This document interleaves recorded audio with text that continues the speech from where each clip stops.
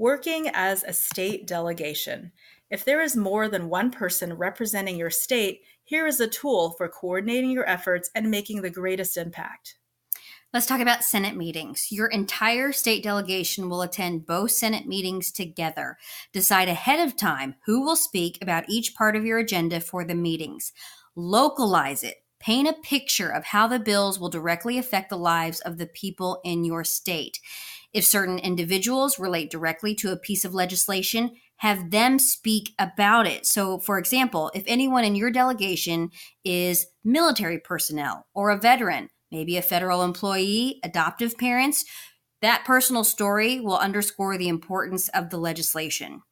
Be succinct and to the point. Inspire them to help veterans and adoptive families by co-sponsoring these important bills. Underscore it with your passion and personal story. After each in-person meeting, give the office the following documents: the Resolve Leave Behind flyer, the photo, and the constituent letters. Now let's talk about what happens when we pick speakers for meeting with the senators. That's right. So when you're in your state delegation, you will be deciding who's going to have each talking point and assign speaking roles. For example, someone in your delegation will do the opening and an introduction. At this time, you'll affirm the pro-family agenda of the senator. Next, someone in your delegation can share facts about infertility.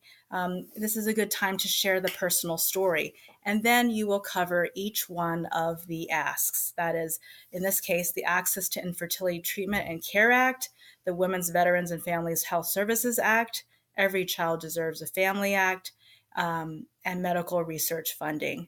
Then you will conclude by making the ask.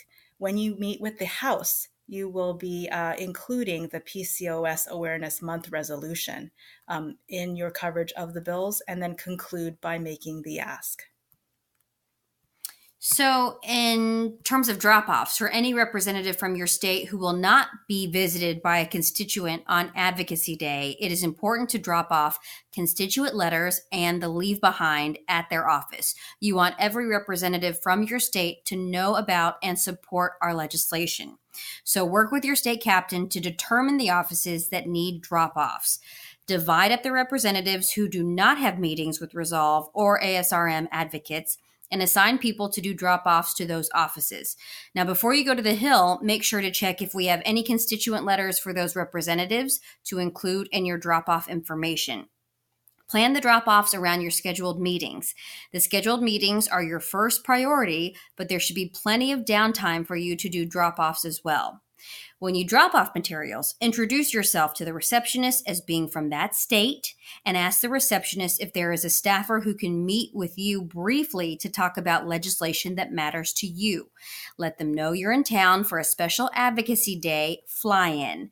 So ask to speak with a person who covers health issues or veterans issues if possible. Sometimes you will catch someone and have an impromptu meeting, which is exciting. If there is no one available to meet with you, leave the drop-off materials and letters for the staffer who covers health issues. Get a business card for the staffer so you can send a follow-up email. And keep track of the offices where you did drop-offs and give that list back to Resolve at the end of the day. This is very helpful in our follow-up efforts.